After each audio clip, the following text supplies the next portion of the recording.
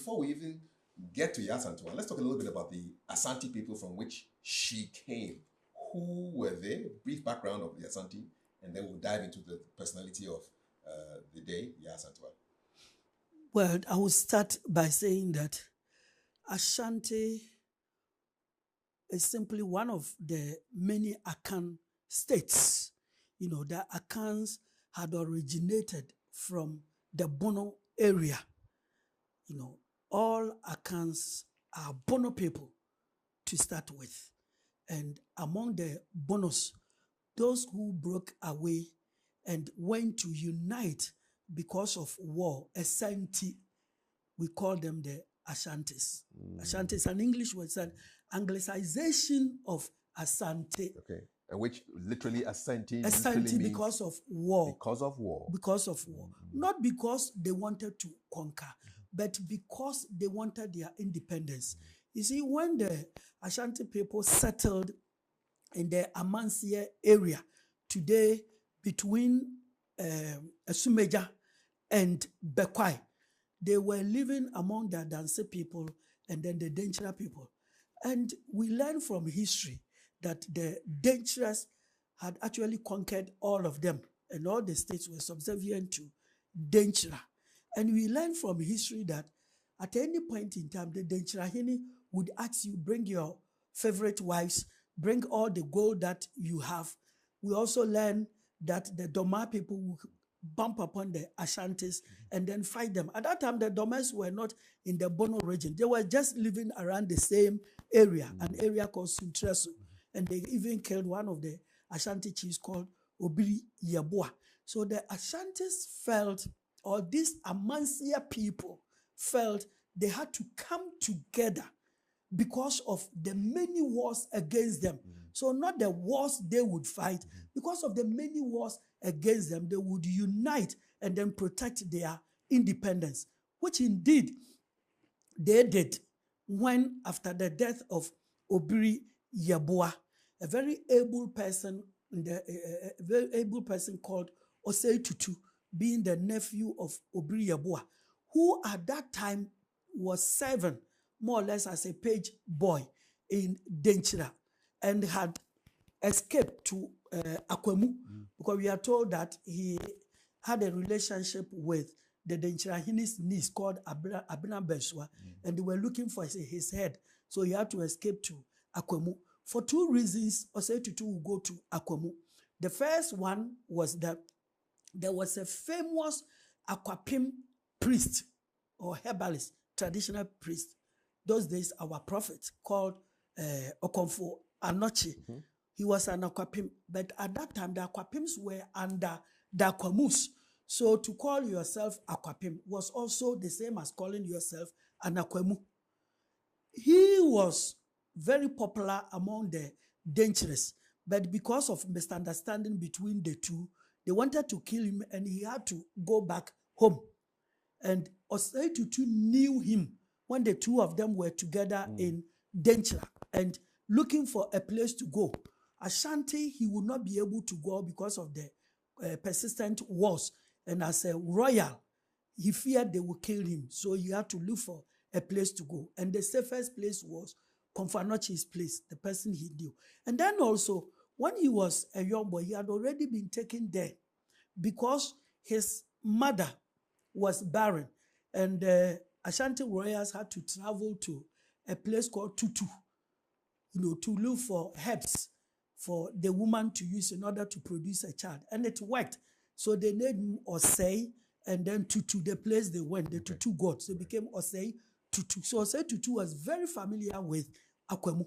He went there and started working there for some time. Then he heard that his uncle had been killed in a war with the Doma people and therefore had to come back to become the chief of Kwamai or Amansie.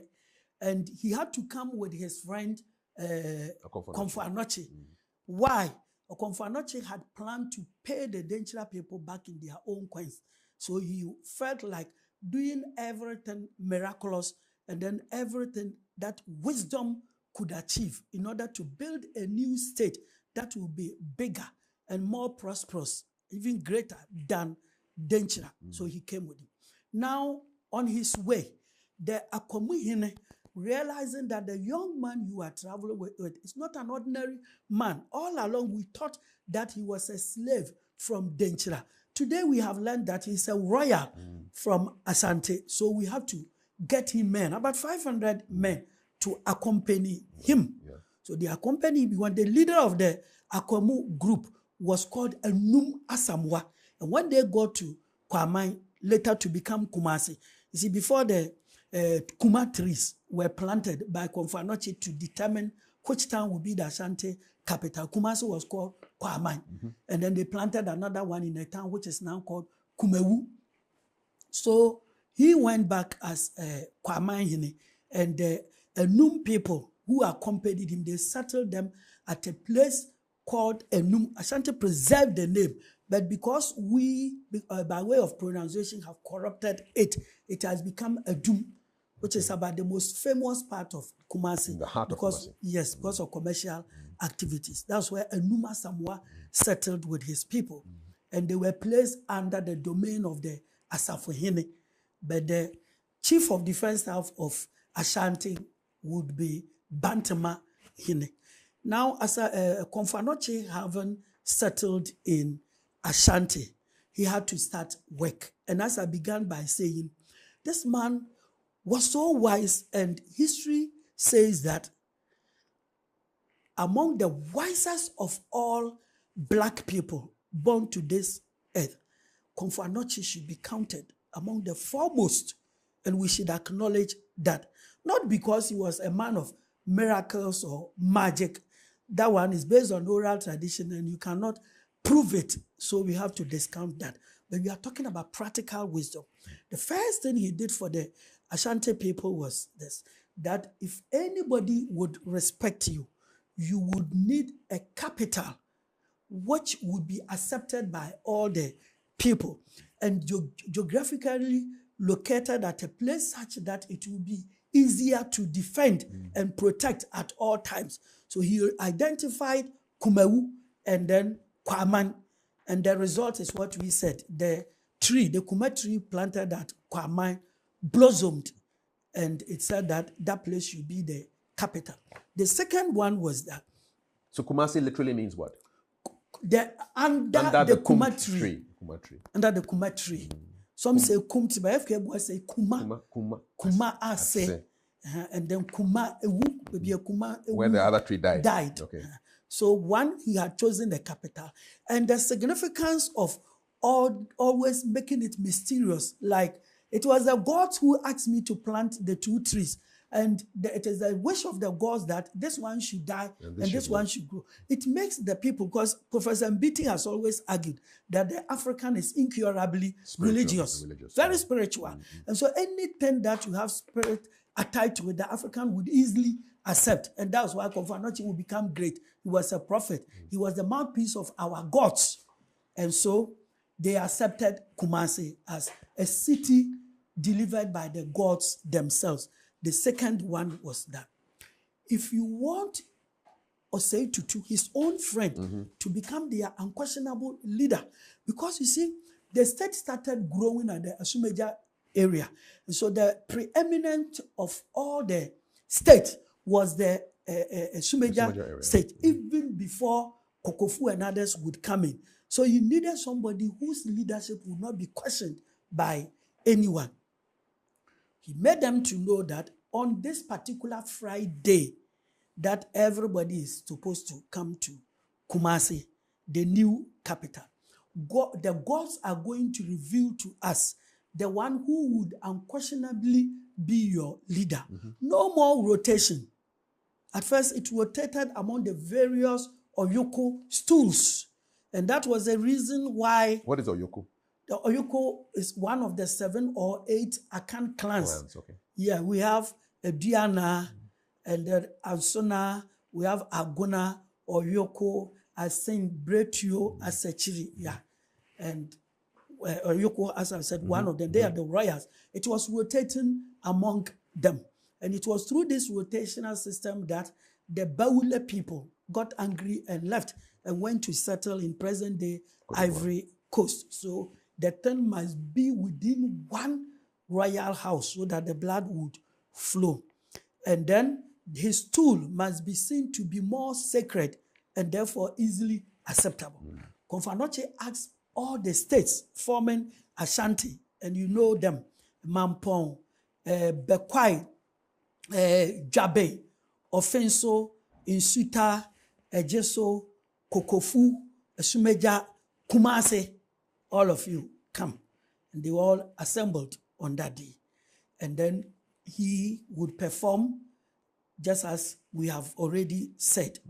And in the end, before I forget, I should let everybody know that Komfo Anokye had advised these chiefs to bring their black stools.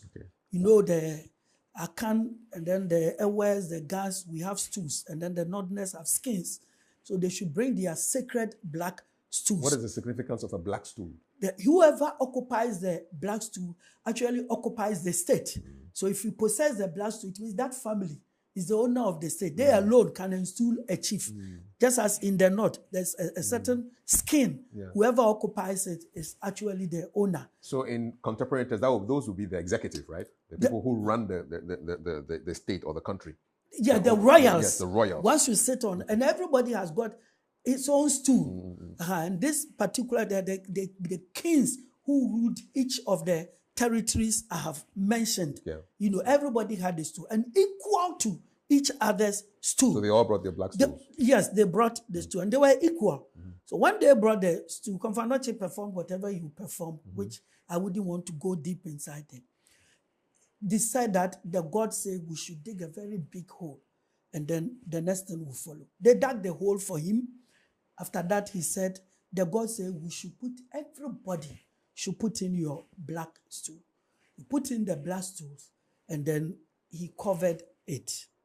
And then he said, our gods are going to reveal to us a stool of all stools, a stool that all these would represent all the stools down there, and which everybody will have to fight for, which would never have to depart you, and which, unlike the stools we have buried, should never be sat upon by anybody, because that stool itself will have to sit on another stool.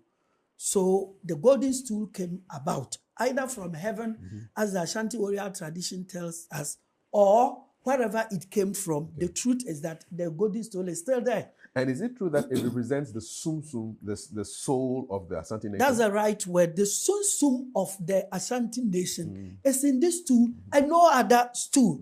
And as I said, it's so sacred that the stool shouldn't touch the earth. Never. And two, no one is supposed to sit on it. And it actually sits on another stool. It sits on another stool. Almost like a person. As a person, revered, and is worshipped as God. So when this stool came about, you know, as students of history, as we have already said, as students of history, we have to go into the philosophy of Komfo Anokye. You see, before the golden stool were in existence other stools. In fact, the Ashantis themselves have a proverb that Kumasi betu amakom. So it means that there were some stools in Ashanti. Kumasi came to meet Amakom, and then Tafo, and Ofenso. Our communities. Yes, bigger than this stool. You know, so it meant that for as long as these black stools were present, their occupiers would one day say that, but after all, I was here before you. Yes, that's one too. No matter how sacred the golden stool, my stool came first. So now that you have buried your stool, and Komfo Anokye is asking you to go and carve a new one, the new one you are carving is younger than the golden stool. Yeah, smart statesmanship and statecraft. Yeah, so now you see that you are subservient naturally to the golden stool. Second, so when you go to war, you know, and you lose your stool, it's painful, but at the end of the day, you always remember that it was a wooden stool and we can at any time carve another one in replacement. But this one is solid gold and you cannot easily replace that gold. This one came directly from the gods. It's not made of human hands and human ingenuity. So you have to put everything into it in order to protect the golden stool. So now you understand the relevance of Ya Asantewa. Indeed. So after the golden stool came about, Ashanti now had a new obligation of not fighting for the state or the king, but to protect the golden stool. The very stool that the British governor demanded to be and brought that was to him. the essence of their unity. Because anytime you install an Asantehene, you install him to serve the golden stool. And everybody also serves the golden stool. So it talks about Ashanti unity. And then the unity of all Ashantis, because even the Asantehene serves the golden stool. What is Sikadua? The Sikeja, that is Sikeja Kofi, was the name given by Anokye to that stool. Okay. That's so it's a personality.